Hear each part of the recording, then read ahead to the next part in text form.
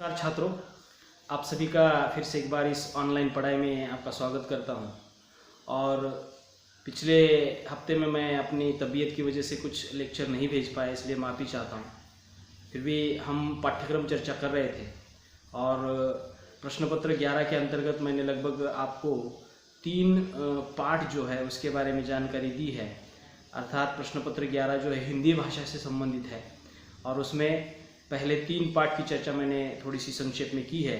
उसमें पहला पाठ था भाषा की परिभाषा एवं उसकी विशेषताएं। दूसरा पाठ था भाषा के विविध रूप, बोली, परिनिष्ठित भाषा, राजभाषा, राष्ट्रभाषा।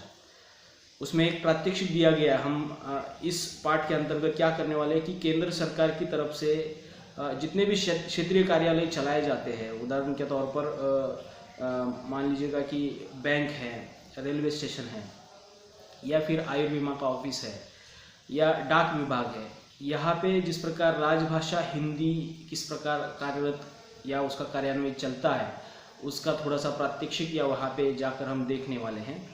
फिर तीसरा जो पाठ है इस पेपर के अंतर्गत भाषा विकास और उसके प्रमुख वाद, उसमें मैंने बताया था कि इसमें शारीरिक विभिन्नतावाद, भौगोलिक विभिन्नतावाद और सांस्कृतिक विभिन्नतावाद और प्रयत्न लाघव, ये 4 वाद जो है इस पाठ के अंतर्गत हम पढ़ने वाले हैं।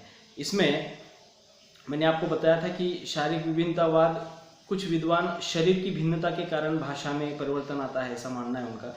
और भौगोलिक विभिन्नतावाद में कुछ विद्वान ऐसा मानते हैं कि भौगोलिक परिस्थितियाँ जहाँ पे विभिन्न है वहाँ पे भाषा में परिवर्तन आता है। संस्कृतियों के कारण भी भाषा में परिवर्तन आता है, इसलिए उसको सांस्कृतिक विभिन्नतावाद कहा जाता है। और शरीर के आंतरिक प्रवृत्ति के कारण, जिसको प्रयत्न लाघव कहते हैं, अर्थात कोई भी मनुष्य कोई भी कार्य जो है कम से कम समय में करना चाहता है, इसलिए प्रयत्न लाघव एक प्रवृत्ति है जिसकी वजह से भी हम भाषा में परिवर्तन कर पाते हैं। जैसे कि आजकल जितने भी शॉर्ट फॉर्म बने हैं, उदाहरण के तौर पर टेक केयर के लिए हम टीसी लिखते हैं, गुड मॉर्निंग के लिए जीएम लिखते हैं, गुड नाइट के लिए जीएन लिखते हैं। ये जो कुछ शब्द रूप बनते जा रहे हैं, ये संक्षिप्त रूप बनते जा रहे हैं, ये प्रयत्न लाघव की प्रवृत्ति का ही एक लक्षण है।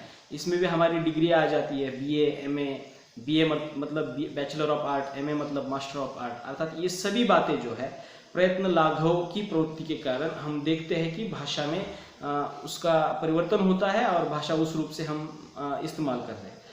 इस प्रश्न पत्र में चौथा जो टॉपिक पढ़ने जा रहे हैं हम, वो है हिंदी शब्द की उत्पत्ति एवं हिंदी भाषा का उद्भव और विकास। मतलब क्या है कि हम जब हिंदी में स्पेशलाइजेशन कर रहे हैं तो हमें ये जानना होगा कि हिंदी शब्द जो है किस रूप में निर्माण हुआ है और उसकी उत्पत्ति कैसे हुई है, और साथ ही साथ वह शब्द हिंदी भाषा के रूप में किस प्रकार सामने आया और उसका उद्भव किस प्रकार हुआ।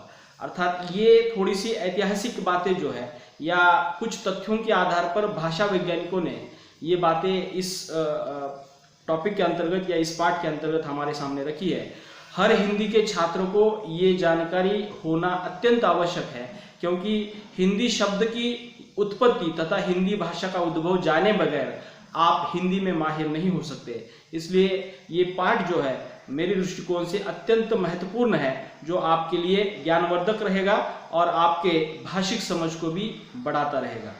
अगला जो पाठ हम पढ़ने जा रहे हैं इस प्रश्न पत्र के अंतर्गत, हिंदी की प्रमुख बोलियों का सामान्य परिचय। अर्थात ये हम जानते हैं कि भाषा एक प्रमुख भाषा होती है और उसके अंतर्गत अनेक प्रादेशिक बोलियां जो है काम कर रही होती है। उदाहरण के तौर पर महाराष्ट्र में मराठी प्रमुख भाषा है और मराठी के अंतर्गत यहाँ पे हम देखते हैं कि कोल्हापुर में मराठी अलग बोली जाती है, सोलापुर में अलग बोली जाती है, मराठवाड़ा में मराठी अलग बोली जाती है, उधर नागपुर में अलग बोली जाती है, विदर्भ में अलग बोली जाती है। मतलब क्या है कि भाषा का एक प्रमाण रूप होता है और उसकी प्रादेशिक भिन्नता बोलियों के अंतर्गत दिखाई देती है। तो इसी रूप में हिंदी के बारे में भी वही स्थिति है कि हिंदी लगभग 10 राज्यों की राजभाषा के रूप में काम करती है, लेकिन प्रत्येक राज्य में अपनी अपनी बोली के रूप में वो इस्तेमाल की जा रही है। उदाहरण के तौर पर बिहार का उदाहरण ले लीजिएगा, बिहार में हिंदी का ही रूप है, लेकिन वहां पे भोजपुरी नाम से वो ज्यादातर प्रचलित है। उसके बाद उत्तर प्रदेश में ब्रज, अवधी, मैथिली, खड़ी बोली, दिल्ली के पास जो हिंदी बोली जाती है वो विशेषता खड़ी बोली कही जाती है। अर्थात हम इस पाठ के अंतर्गत ये देखने वाले हैं कि हिंदी तो प्रमुख भाषा है, लेकिन प्रादेशिक भिन्नता के कारण या प्रदेश की कुछ अपनी विशेषताओं के कारण उस भाषा में कुछ जो बदलाव आते हैं, मान लीजिएगा कि वो उस प्रदेश की बोली कही जाती है, तो उसमें लगभग 5 बोलियों का हम सामान्य परिचय देखने वाले हैं। पहली बोली जो है हिंदी की ब्रज, और दूसरी है अवधी, तीसरी मैथिली, चौथी भोजपुरी और पांचवी खड़ी बोली। अर्थात आपने बहुत सारे ऐसे हिंदी के लोगों को सुना होगा जहाँ पे आपको पता चलता है कि उत्तर भारत का अगर कोई व्यक्ति हिंदी बोलता है तो उसको बोलने का एक अलग ढंग है। मतलब क्या है कि उसकी भाषा पर वहाँ की बोली का प्रभाव है। उसी प्रकार महाराष्ट्र का आदमी अगर हिंदी बोलता है तो उसकी भाषा पर मराठी का प्रभाव आपको दिखाई देगा। मुझे बताना क्या है कि प्रादेशिक भिन्नता के कारण भाषा पर आने वाला जो प्रभाव है वो बोलियों के अंतर्गत दिखाई देता है। अगला पार्ट हम देखने वाले हैं कि हिंदी का शब्द समूह।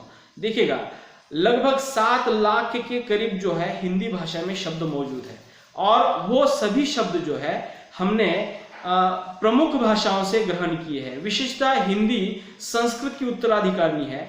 मतलब क्या है, वैदिक काल में जब चारों वेद लिखे गए तो वह चारों वेदों की भाषा संस्कृत रही, और उसी का विकास जो है हम देखते हैं कि 4 वेदों की भाषा संस्कृत धीरे धीरे परिवर्तित होती होती विकसित होती आगे जब बढ़ी तो उसका रूप जो है पाली, प्राकृत, अपभ्रंश, उसके बाद खड़ी बोली, पश्चिमी हिंदी, ये रूपों में बदलते हुए हमारे पास आ जाती है। और हम देखते हैं कि यहाँ पे हिंदी के अंतर्गत जितने भी शब्द मौजूद है उन पूर्ववर्ती भाषाओं से आए हुए आपको दिखाई देंगे। इसलिए शब्द समूह के अंतर्गत उसके 4 प्रकार किए गए हैं। पहला प्रकार जो है बताया जाता है तत्सम शब्द। देखिएगा कि पूर्ववर्ती भाषाओं के जैसे के वैसे शब्द हिंदी में आज काम कर रहे हैं, उसी अर्थ में प्रयुक्त हो रहे हैं, तो उसको तत्सम शब्द कहते हैं। तत्सम का अर्थ है तत् समान, उसके समान। उसके बाद तद्भव शब्द, अर्थात पूर्ववर्ती भाषाओं में थोड़ा बहुत परिवर्तन करके जो शब्द हमारे पास आए हैं। उदाहरणार्थ कर्म शब्द था संस्कृत में, आज कार्य के रूप में इस्तेमाल होता है, काम के रूप में इस्तेमाल होता है। मतलब क्या है कि थोड़ा बहुत ध्वनियों के अंतर्गत, अक्षरों के अंतर्गत, वर्णों के अंतर्गत थोड़ा बहुत परिवर्तन करके तद्भव शब्दों का निर्माण किया जाता है। अगला जो शब्दों का प्रकार है देशज शब्द। असल में ये शब्द जो है प्रत्येक प्रदेश के अपने बोली के प्रभाव के आधार पर हिंदी में आए हुए हैं।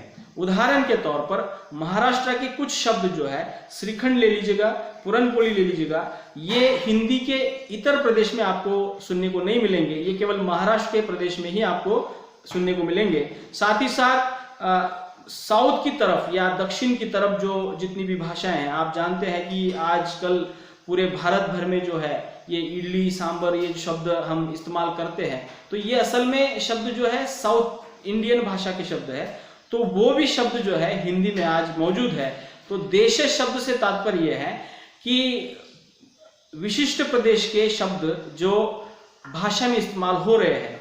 अगला शब्द का प्रकार है वो है विदेशी शब्द। विदेशी शब्दों से तात्पर्य है कि आज तक हमने लगभग भारत पर जो है लगभग 1000 साल तक विदेशी आक्रमणकारियों का आक्रमण रहा है। अर्थात हम जानते हैं कि 150 साल हम पर अंग्रेजों ने राज किया, तो उसके पहले भी आपको दिखाई देगा कि भारत पर ऐसे अनेक आक्रमणकारी जो है विशिष्ट प्रदेश में अपना राज शासन जो है चलाते रहे। उसके पहले मुगल आए थे। अर्थात ये सभी बातें आप जानते हैं, इतिहास के तौर पर जानेंगे तो आपको पता चल जाएगा। विदेशी शब्द वही से हिंदी में आ गए जहां पे आपको समझ में आ जाएगा कि आजकल हिंदी में बहुत सारे अंग्रेजी के शब्दों का जो प्रभाव मिलता है उसके पीछे की वजह जो है अंग्रेजों का शासन जो है भारत में रहा। फिर उर्दू के शब्दों का जो प्रभाव मिलता है उसका परिणाम ये हुआ कि मुगल सल्तनत की जितने भी राजकाज चल रहे थे उसके बदौलत आज विदेशी शब्द जो है लगभग 13 से 14 भाषाओं से शब्द जो है हमारी हिंदी में मौजूद है। तो हिंदी का शब्द समूह इसके 4 भेद किए गए हैं, जिसमें तत्सम, तद्भव, देशज और विदेशी। इनको हम उदाहरण सहित देखने वाले हैं, थोड़ा सा परिचय के रूप में मैं आपको बता रहा हूं। और इस प्रश्न पत्र का अंतिम पार्ट जो है देवनागरी लिपि की विशेषता है। असल में हिंदी भाषा की लिपि कौन सी है, इसको लेकर जब हम छात्रों के साथ कुछ बात करते हैं तो थोड़ा सा लिपि और भाषा के भीतर अंतर कर न आने के कारण यहाँ पे आपको दिखाई देगा कि अध्यापकों के इंटरव्यू में भी ये प्रश्न पूछा जाता है कि हिंदी की लिपि कौन सी है, मराठी की लिपि कौन सी है, अंग्रेजी की लिपि कौन सी है। तो अंग्रेजी की लिपि ज़्यादातर लोग वही जानते हैं कि अंग्रेजी की लिपि अंग्रेजी है, असल में वो लिपि अलग है, भाषा अलग है, तो उसको थोड़ा सा हमें समझना होगा। तो हिंदी की लिपि देवनागरी है, मराठी की लिपि देवनागरी है, संस्कृत की लिपि देवनागरी है, अंग्रेजी की लिपि रोमन है। तो इसके आधार पर देवनागरी लिपि की जो विशेषताएं हैं, जिसमें हिंदी लिखी जाती है, उसकी विशेषताएं इस पाठ के अंतर्गत हम देखने वाले। तो असल में इस पाठ का जो या इस प्रश्न पत्र का जो नाम दिया गया है हिंदी भाषा, इसको आप समझ चुके होंगे कि लगभग 7 पाठ इसमें हम पढ़ने वाले हैं और 7 पाठों के भीतर लगभग हम भाषा के विकास, भाषा के परिवर्तन, भाषा की परिभाषा, भाषा की विशेषताएं क्या क्या होती है, भाषा किस प्रकार इस्तेमाल होती है, भाषा के रूप कौन कौन से हैं, जिसमें परिनिष्ठित भाषा, बोली, राजभाषा, राष्ट्रभाषा, ये उसके साथ साथ हिंदी के अंतर्गत आने वाले शब्दों के जो प्रकार है, कितने प्रकार के शब्द हैं, उसके साथ साथ हिंदी की प्रमुख बोलियां कौन कौन सी है। मतलब ये पूरा जो पाठ्यक्रम जो है आपको ये समझ में आ जाएगा कि किस प्रकार आपके सामने आता है। अर्थात ये एक प्रकार से हिंदी का जो उसका तह तक ज्ञान जो है हम इस पाठ्यक्रम के माध्यम से प्राप्त कर सकते हैं। तो इसलिए विश्वविद्यालय की जो भी अध्ययन मंडल की जो समिति गठित हुई है पाठ्यक्रम निर्धारण के संदर्भ में, उन्होंने यही सोचा कि छात्रों को कम से कम भाषा की उपज, भाषा का व्यवहार, भाषा के प्रकार या भाषा किस प्रकार इस्तेमाल होती है, जन्म से लेकर मृत्यु तक हम भाषा का इस्तेमाल करते हैं, लेकिन वह भाषा किस रूप में हमारे पास आती है। किसी भी अगर व्यक्ति को पूछा जाए तो आपके लिए भाषा का महत्व क्या है, तो ये आसानी से नहीं बता पाएगा, लेकिन वो हर रोज भाषा का इस्तेमाल करता है। लेकिन यही भाषा का इस्तेमाल जो है हमें इन पाठों के माध्यम से और गहराई से थोड़ा सा समझना है। तो इसलिए इस प्रश्न पत्र के भीतर लगभग 7 टॉपिक हम पढ़ेंगे और उन 7 टॉपिक के भीतर हम विस्तार से एक एक टॉपिक लेकर जो है भाषा की परिभाषा, विशेषताएं या जितने भी मुद्दे यहाँ पे दिए हैं उनको हम वहाँ पे सामने लाने वाले हैं। मैं अपनी ओर से इसके ऊपर जितने भी बने हुए नोट्स हैं मैं आपको वो शेयर करूँगा और आपको ये मैं थोड़ी सी अपेक्षा करता हूँ कि जब तक ये पाठ्यक्रम हम शुरू करने वाले हैं तब आपके पास ये नोट्स आपके सामने हो तो बहुत अच्छा रहेगा। क्योंकि क्या है कि क्लास की पढ़ाई थोड़ी सी अलग होती है और ये ऑनलाइन पढ़ाई थोड़ी अलग होती है। तो मैं चाहता हूँ कि जब मैं इसको पढ़ाने वाला हूँ या कुछ वीडियो जो है आपको भेजने वाला हूँ, उस दौरान ये नोट्स जो है आपके पास रहेंगे, तो एक एक बात जो है मैं जो बोल रहा हूँ और आप वहाँ पे जो नोट्स में देख रहे हैं वो बात आपके अच्छी तरह से समझ में आ जाएगी। तो कृपया मैं जो नोट्स दे दूंगा उसको थोड़ा सा आप अपने पास रखने की कोशिश करें। तो ये पाठ्यक्रम चर्चा जो है हम इस वीडियो के माध्यम से कर रहे थे और ये सत्र क्रमांक 5 तक की हमने चर्चा की है। मतलब सत्र क्रमांक 5 में जो पाठ्यक्रम है वो हम पढ़ने वाले हैं और उसके बाद सत्र क्रमांक 6 के भीतर जो पाठ्यक्रम आएगा वो अलग रहेगा। मतलब ये 7 टॉपिक सत्र क्रमांक 6 में नहीं रहेंगे, वो अलग रहेंगे। तो इस प्रकार से अगले सत्र की बात जो है हम अगले सत्र में करेंगे। फिलहाल अभी का जो 5वां सत्र चल रहा है उसकी शुरुआत जो है हम अगले लेक्चर से करने जा रहे हैं। ठीक है, धन्यवाद।